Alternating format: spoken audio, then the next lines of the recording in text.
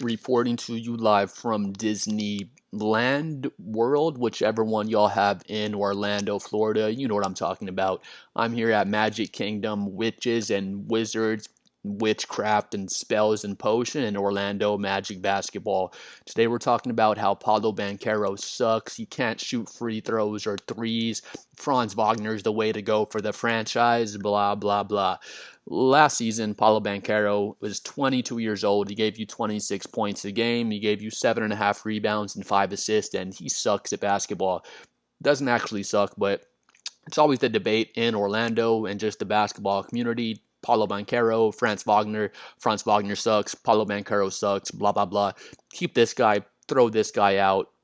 Expecto Patronum, I'm in Magic Kingdom. Moving on, though, the Magic, they're 24 and 24 without Paolo Banchero all time. So they're right there at a 500 record without Paolo. So that shows they don't miss Paolo so much when he's not in the game because they can still hit a 500 record. If you can have a 500 record throughout the entire season in the East, you might even make the playoffs. The East is so trash. Without Paolo, just last season, they were 20 and 16. So 24 and 24 all time without Paolo. Just in the 24-25 season, they were 20 and 16. So they actually had a winning record when Paolo Banchero wasn't on the floor for last season. So a lot of people like to make the argument just based on that sample size. It's not a small sample size. That's 36 games, and throughout those 36 games, they're 20 and 16, and that's without Paulo, so they won more games without him than with him. He sucks at basketball. Not really. I like Paulo, but a lot of people want to say that. So what concerns people about Paulo so much is not his stats, of course. He's 26 points, 7.5 rebounds, and 5 assists. Go find me a player that can give me 26 points, 7.5 rebounds, and 5 assists. And he's also 6'10", 250 pounds. I don't see any of those players out here, so I will take Paulo if I'm Orlando. It's not the stats that concern people, though. What concerns people is not so much the field goal shooting either. He's at 45% shooting from the field, so that's pretty good. But throughout his whole 3 seasons in the NBA, he's 32% from three and he's 73% from the free throw line. So that's what really worries people. Main thing for me, if I was an Orlando Magic fan, I'd be worried about the free throw shooting because 73% from the free throw line. If you're a rookie and you're shooting that, I'm not that worried. I want to see 73% as a rookie again. I'm like, that's all good. He'll get better. Hopefully the next season you're at 75, 76%. Then by year 3, you're at 78% or something, working your way up to 80. It's not easy to shoot 80% from the free throw line. A lot of guys will never do that for their entire career. But again, if Paulo can get from 73% and then 3 seasons later, he's at 77, 78%, I'll say, all right, he's putting in work. He's raised up his percentage. That's not to say Paulo's not working on his free throws. Sometimes you just can't shoot free throws for whatever reason. Big ass hands. You're Shaquille O'Neal. I don't know what it is, whatever it is. But going on to the 3-point percentage, 32% from three, again, 3 seasons straight. We can't get over 32% from three, so that's really worrisome as well. I might take back what I said a second ago. If you're working on your free throws in the gym and you're just putting in work, you're shooting 1,000 free throws a day, however many free throws you shoot, and you're 73% 3 seasons in a row. Like I said earlier, maybe Paulo is putting work in the gym, but thinking back on my statement, it's hard to believe that you're working for 3 seasons straight, 3 years straight, and you're still 73%, 73%, 73% season after season. So again, nobody's worried about Paolo Banchero's 26 points, 7.5 rebounds, and 5 assists because that's superstar style numbers. But then you see his 32% from three, his 73% from the free throw line, and that's what will start to worry me when I'm looking at Paolo Banchero. Getting onto his skill set, he's a really good playmaker. He's a really good ball handler, especially for someone that's 6'10". But comment below what you think. What bothers me about Paolo when I'm watching him, his mid-range shot is his number one weapon, then his driving comes secondary to his mid-range shot, where people like to compare him to Giannis Antetokounmpo. There's a good reason to compare them. They're both 6'10", 250. Giannis is probably 260, 270. He's a gigantic man, but people want to see him play more like Giannis, because with Giannis coming into the NBA, he was not nearly as swole and gigantic as he is now. But even back then, his main thing was driving the ball, trying to get into the paint and finish over and around people with his gigantic wingspan and his frame. Especially once Giannis started to put on all this muscle, he's a big, just swole animal of a man now, and he's just bodying people, getting into the paint, and just finishing over people like nothing. When Giannis was in his third season, I don't think he was as physically imposing as Paolo Banchero is right now. Paulo is already 6'10", 250. He's been like that his entire career. So this is my thing. I would want to see, like I said, I want to see Paulo have his primary weapon, just like Giannis, have your primary weapon be driving the ball, getting into the paint, and just dominating against people in the paint. And then once they start to put that wall up in the paint and say, you're not getting in here anymore, then get to your mid range shot and start letting your mid range go. Because Giannis used to have no mid range game at all. He was just so swollen and imposing, just such a great fast break player. He still is, of course, but he would just use those weapons and nobody could stop him by themselves, and still nobody can stop him one on one. Eventually, players started to catch on to that. They started to catch on to Giannis is just a freak. We can't stop him one on one. We have to send 2, 3 defenders at Giannis to stop him. And once that started to happen, that's when Giannis would start to step back. If you're playing 3 feet off of him, he'll give you a couple of dribbles and pull right up into the mid range. And he really developed his mid range, and it's a very, very reliable thing for Giannis now. It's not, of course, it's not as reliable as Giannis getting to the rim and finishing. That's the number one thing you want him to do. But when he came into the NBA, he couldn't make a mid range shot to save his life. Now it's a semi-reliable thing from him. He can at least go to it, and you're not freaking out when Giannis shoots a mid-range. When he shoots it, you're thinking that has a pretty good chance of going in. Moving on though, that's the thing with Paulo. Again, getting back to it, like I was saying, Giannis, his main thing is the drive, and then he gets to his mid-range shot as his secondary weapon behind his drive.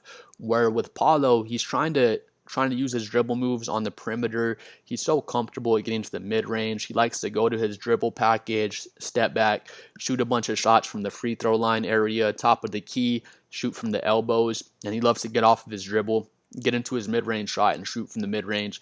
He's not a terrible mid-range shooter. He's a better mid-range shooter than Giannis, I would say, especially off the dribble.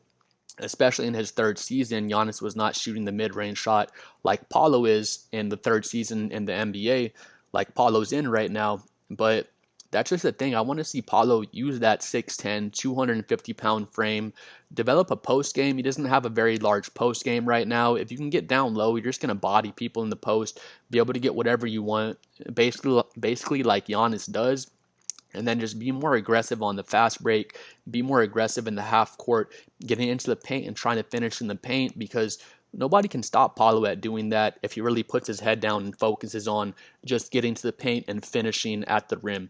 And then if he's doing that, he's just drawing more and more fouls, getting himself to the free throw line more and more. So that's one thing I'd like to see from him.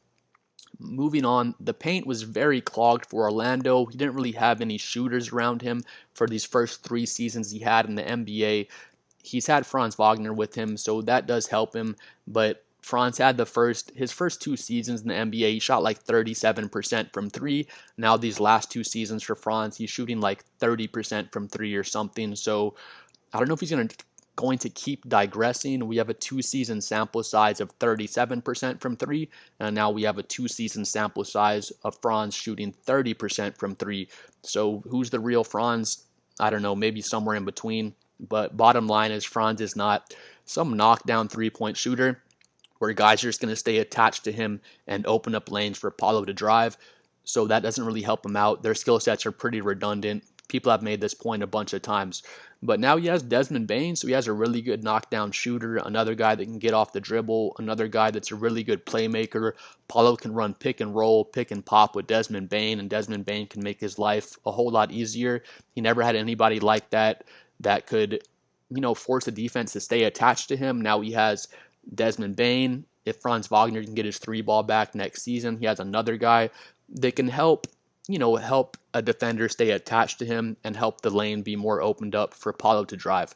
So from the eye test, watching Paolo play in the games, he does settle for the mid-range shot a whole lot, way more than I'd like him to. but part of that is because the paint is just so clogged. He doesn't have these driving lanes to get into the paint. I mean, Giannis didn't have all these driving lanes when he was younger into his career, so there's still room for Paolo to just put his shoulder down, just bully people and get into the paint and finish. But going into this next season, having Desmond Bane, we'll see if Franz Wagner can get his three ball back. I really don't know if he can, because that makes me really concerned. Franz Wagner's three ball is a big concern for me, because your first two seasons, you're shooting 37% from three. Then these last two seasons, you're right around 31% from three. So that's really worrisome. If Franz Wagner came in the NBA and he shot 30%, then 31% his first two seasons, then he jumped up to 36%, 37% in year three and year four, then I wouldn't be worried at all, of course. I think wasn't a very good shooter coming in. Then he started to develop his three-point shot, got up to 36, 37%, but it's totally backwards because he shot 37%, 36% those first two seasons. Then these last two seasons, he was like 30%, 31%. So his three ball digressing is really, really worrisome. I don't know who the real Franz Wagner is. I don't know if he's a capable three-point shooter, because he showed us those two seasons where he was around 36%, then these last two seasons where he's right around 30%. So seeing that digression is really concerning. But we have seen Franz Wagner knock down the three ball at a decent clip. We've never seen Paolo knock down the three ball at over 35% for an entire season. So we'd hope that Franz Wagner gets his three ball back and he can be another floor spacer next to Desmond Bane. Next to Desmond Bane with Paolo to help open up the lane so Paolo can get into the lane and finish inside even more. But the lane being opened up more is definitely going to help him. But I feel like it's more his mentality, because with Giannis, he didn't care. Like, the lane can be completely clogged. I don't care. I'm a 6'10", 250-pound god. I'm going to get in the paint. I'm going to dunk on you. I'm going to finish on anybody I want. There's no stopping me going down the lane and finishing at the paint. And I feel like Paolo has the same frame to be able to do that, but his free throw shooting 73%, so it's not very good. I don't know Giannis's free throw percentage off the top of my head, but I know it wasn't very good at all when he came into the NBA, and he's really improved it. I think he was like under 70% when he came in the league. He was not a good free throw shooter at all, and he really worked on his free throws. Again, he has the same body type as Paolo. They're both 6'10", 250. So, like I said earlier in the video, that concerns me to see you shoot 73% your first year, 73% your second year, 73% your third year. That just tells me you're not working very hard on your free throws in the gym, because, if you would, I feel like they will be getting better. People say some people just don't have the hand-eye coordination or the dexterity to shoot free throws, and I kind of just don't believe that, to be honest with you, because Giannis, he came in, he didn't have good dexterity, he didn't have, I guess, great hand-eye coordination in terms of shooting free throws at least, but he kept working on it and got better and better at it. We've seen a lot of players in NBA history that suck at free throws and they work on it and get better and better at it. So those are my main concerns for Paolo: his free throw shooting, his three-point shooting. If he can get his three ball up to even like 34%, that would unlock a new weapon for him. If he can get his free throw percentage up to 66 or 77, 78%, that would really make him a more respectable free throw shooter, and that would unlock his driving game even more. Because I feel like part of the thing with Paolo is he doesn't want to drive in, get fouled, and then shoot his 73% at the line. If he was a Franz Wagner type of free throw shooter where he shoots 85% from the free throw line, I think he would be more aggressive and wanting to get into the paint more, because he wouldn't be worried about shooting those free throws. But again, Paolo is still a young man, has so much potential and promise. Just want to see him work on the free throws even more. His stats go up. From his rookie year to his sophomore year to his year 3, his stats just kept going up and up. The only thing is his shooting splits that I'd like to see get better, as far as that 32% from 3 and the 73% from the free throw line. Just seeing those not improve for 3 years straight gives me some concern, and gives me some concern about Paolo's work ethic. Not to say that he doesn't work hard. He seems like he does. But like I was saying before, if you're shooting 1,000 free throws every single day and you're not getting better at the free throws, I'd wonder if you're actually shooting all these free throws, or if you're working on different parts of your game, or just not working as hard as you need to be honest. But again, love Paolo. Think he's a really good, talented young player with a lot of potential and a very high ceiling. But we'll just see what happens going into year 4. See if his free throws and three ball start getting better, if they make a small improvement going into year 4, because I think that's the one thing he needs to work on just to become just an all-out, full-fledged superstar, to be honest with you. But please like and subscribe. Thank you for watching. Please comment below what you think, and we'll see y'all next time.